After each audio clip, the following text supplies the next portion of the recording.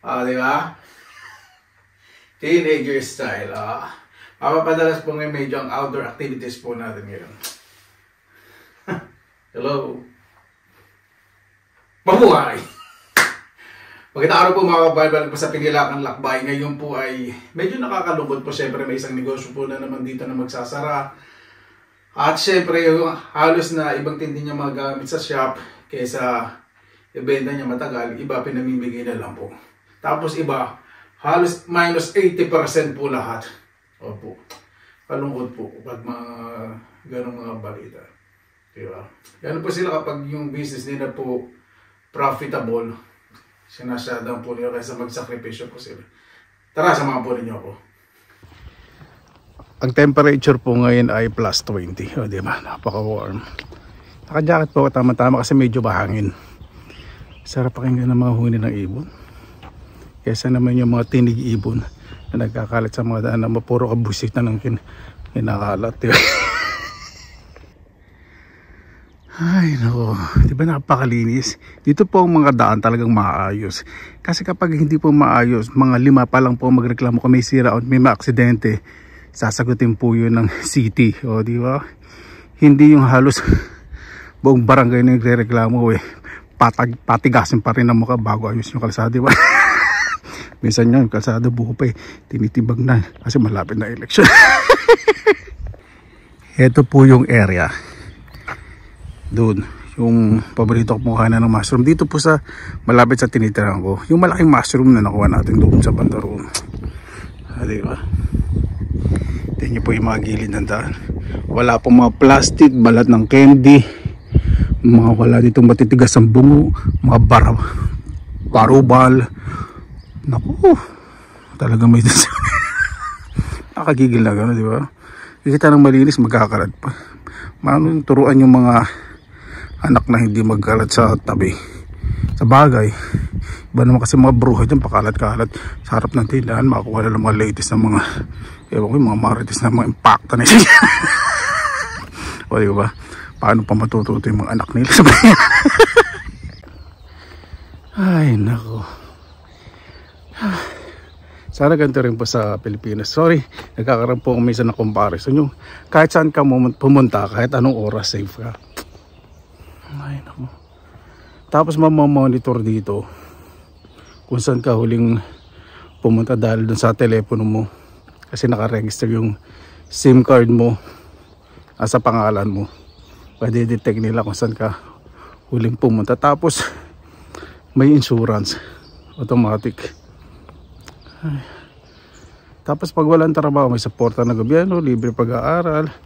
Pag hindi na kaya ng trabaho, pag-aaralin ng gobyerno, libre. At may suporta pa rin additional na pera para maging maunlad ang sarili. Ganun po talaga dito eh. Pag meron po talaga ang disiplina at hindi corruption ma-enjoy po talaga ng bawat tao. Kaya yung pagkakalat nila dito sa mga daanan, hindi nyo po papansin masyado dahil sa eskwelahan pa lang sa tahanan. Tinuturo na po ng mga nanay pagsisegregate ng mga kalat sa mga chismosang nabubulok at hindi nabubulok. Hindi mga kalat po. Yung hindi nabubulok, yung mga matitindi. Yun. Siya nga pa pala gusto ko pong magpasalamat sa mga nakakapansin na napakaraming kawig ko pong artista. I got it, I know it. Tinitingnan ko rin po sa sarili, pero yung ako na magsalita kasi baka sabihin, diba, yabang-yabang ko. Hello, kitang-kita naman yun. Diba? Self-explanatory na lang yan. Diba? Isang manainggit. Di wow. Yan, nakikita po ninyo niya yan. Daycare po yan, libre po. Tapos sa bawat daycare, meron po ditong mga palaruan. Ibig sabihin, place na pwedeng maglaro. Katulad dito, meron po dyan pwedeng mag-football, mag-baseball, tumakbo, frisbee. O diba? At least hindi na po sila dadayo sa ibang lugar para manggulo. Ibig sabihin ko ano yung mayroon sa bawat parang barangay. Meron po lahat dito, kaya na-enjoy po nila yung buhay. Diba? Kakaingit po, no? Sana ganoon din yung uniformity o yung presence ng bawat leisure o outdoor activities enjoy dapat ng mga youngsters tulad ko, mga kasibulang katulad ko, yung kami mga kabataan. Dati nakikita nyo pa naglalakad ako ng snow. Ito po yung dating nilalakad ko ngayon. Bato na. Wala lang, pinakikita ko lang po yung bagong sapatos. Dito na po ako sa bus stop. Ang bilis. Kapag nung malis tayo wala pa pong masyadong green. Kasi medyo mahangin. So yung mga dahon na nakatakip tinangay. So lumabas na po yung pagka-green. Talagang magsasummer na. Kahapon medyo hulas yung dating ko kasi may moisturize. Kaya tinagal ko po yung moisturize kasi gusto kong pakita yung walang bahid na siyensya. Yung ganyan. I would like to thank to my mom and my dad for the beautiful mixture of genes. Ito panay. Yan yung resulta. Mabuhay kayo. Huwag mo na kilala na yan pagbalik ko dyan ha sa next month. Kung masyadong lahad.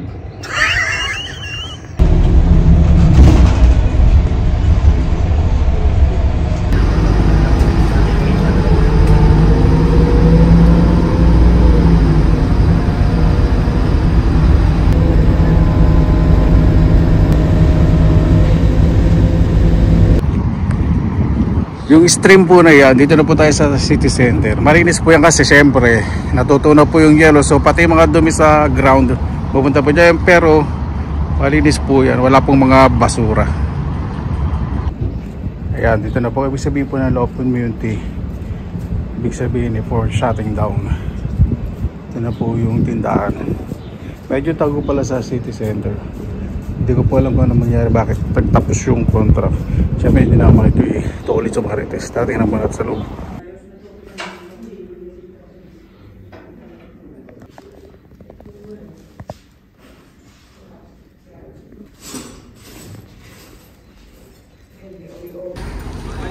Medyo dumadami po yung tao dito sa city center. Galing na po kanina dun sa magsha-shutdown na shop. Bawal po kumuha ng video kaya yung iba lang po ang kinuha ko. Napaalam naman po may happening dito sa city center. Sayang maraming bote ngayon na basyo. Hindi ako makapamulot kasi yung bit ko eto, may mga libre kasi ako nakuha. Ang dami, siguro mga 10 kilo may sumahin na po na yun ng bus. Nihilatura na ako. Ayan, dito na po ako sa bus stop. Ito po yung paborito kong bus stop dito sa city center. Pakikita po sa inyo yung view sa harap ko. Ayan, kaka-relax kasi napakalinis. Ayan po, bawat bus stop mayroong basurahan. Yung pong bilog po na yun, yung basurahan po yun. Di ba? Grabe po, no? Baklase talaga disiplina. Ako lang yung maingay dito. Habang naghihintay ako ng bus, pakita ko sa inyo mga libre. Ito, yung mga accessories sa paglagay sa mga painting sa bahay, sa paglagay ng tubo, accessories sa mga cabinet. Ang dami po eh. Libre, hindi ginawa ko lahat. Nakalagay sa supot. Libre daw yung mga nakasupot-supot. Hindi gumawa ko. Ang pagbitbit ko sabi ko, aba, parang hihiwala yung braso. May 10 kilo pa. Siyempre, hindi naman po ganun katigasan ng mukha ko. Bumili rin naman ako ng kasi mga tela po yun. Bumili ko ng cortina. Dadalhin ko po sa Pilipinas. Ano po yan? See-through. Para, ayan o, nakikita po yung katagal sa loob. Para naman yung mga pinsang kong naghihikahos, lalong maingit ako. Mga pinsang kong mga mahal. Paingitin ko. Palagi ko pa iningit yung mga yan. Nalay ko po ito sa luggage. Kasi, pag merong mababasag, i-roll ko po ito. Diba? Tapos papatay ko po sa ate ko para sa mga bintana, para may iba naman yung kulay ng kortina sa kwarto. So ang presyo po nito mga more than 100 euro. Ito po, hindi pa ako nag-jojo kasi magandang klase po ito eh. Mahigit, hindi ko po ilang kilometro to. Binayaran ko na lang po 18 euro something kasi meron pang minus kapag marami pang ibinili. Di ba? Ibang klase po, no? Dami po yan.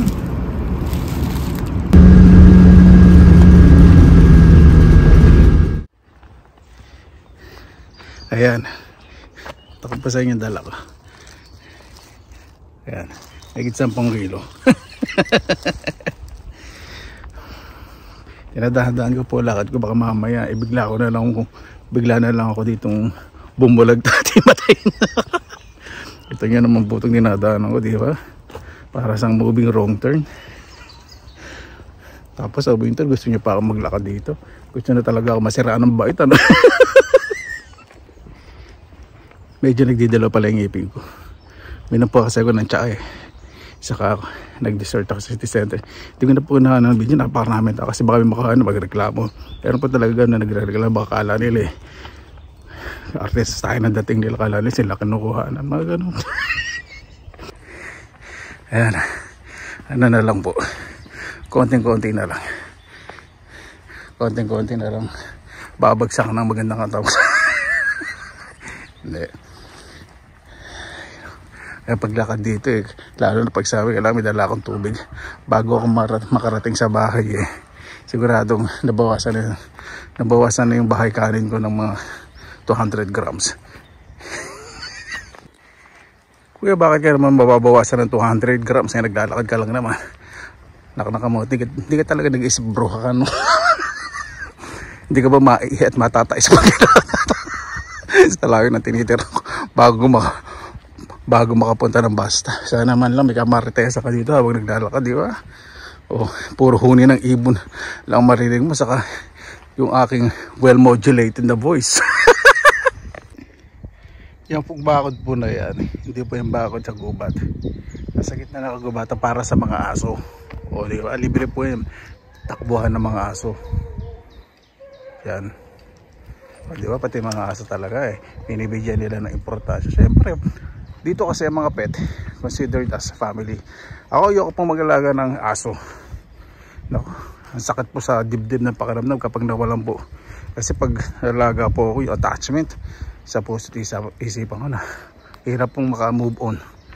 Hirap po talaga kasi talaga tinuturing kong part of the family. Kaya sa panahon ngayon, sino na lang ba ang loyal bukod sa mga magulang mo? Yung mga aso, paglalaban kanya ng patahan kaya di matay talaga nila, di ba? Ay nako. Eh kung may kaibigan ka naman mga matitigas ang mukha at walang yap, pinakasamahan mo ng maraming panahon at pinalagya ka pa, di ba? Oh. Hanggang ngayon matitigas pa rin ang mukha nila. Sabi. Ayan po, nakita ko yung mga nakukong libre. Hindi ko alam para saan itong mga to. Pang ano yan, pang dulo ng kortina, yung dulo. Ito yung mga spring. Pag binabalak ko yung mga tubo, pwedeng ilagay. Tapos ito, para pang kortina para itong nangakuha ko. Pero mahalin din itong mga ito. So stainless steel eh. Yung mga ano doon, shelves. Hindi na ako kumuha, just miss ako na may sasalaksak dito sa pamamahal. Ano ba to? Ito sa dulo rin ng kortina. Ang gandang klase. Puro ganun pala. Nakasupot kasi, hindi na ako masyadong namili. So itong napili ko, puro pang kortina, balakala ko ano. Sobrang excited. Okay na yan. Baka gamitin ko lang sa aking art. Gagawa po kasi ng malaking creation na art eh. Gamitin ko po yan. Ito yung kortina. Light gray, see-through, malipis, para kung may mga marites pa napapasok sa bahay sa kwarto, masisilip ka pa rin, di ba? Pasok sa kwarto, hindi papasok sa bahay. Ayan. Tapos muna tayo sa backyard. Kunan natin yung backyard kung tunaw na yung yellow. Ito na po yung aking backyard ngayon. Konti na lang yan. Pwede na po akong mag-scrape ng mga dahon. Maya maya pagbalik ko, mamamalengke muna ako. Ito na lang. Ito, lilinis na po ako dito sa terrace. Tatanggalin ko na po lahat ng gamit. Ibibilad ko to para madaling alikabukan. At yung aking strawberry, rhubarb, mga berries na po. Kayos na po ako dito.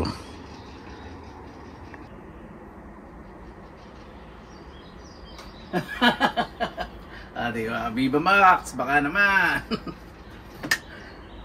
Ay pa mga kabayan, dito na po sa aking backyard at maglilinis, pero hindi po part ng vlog ko to. Sa susunod po. Ay, salamat naman sa Panginoon at nag-warm. Masyado pong maaga nag-warm po ngayong buwan ng Mayo. Yung gantong plus 20 and above. Naku, nakikita ko na yung mga usbong ng halaman ko. Ay, yung mga perennial. Paano po, maraming salamat na po sa inyo oras sa ilan sa Pinilakan Lakbay. Basta lagi po tayong positive vibes, good vibes. God bless, ingat po lagi, madang araw. Laban lang.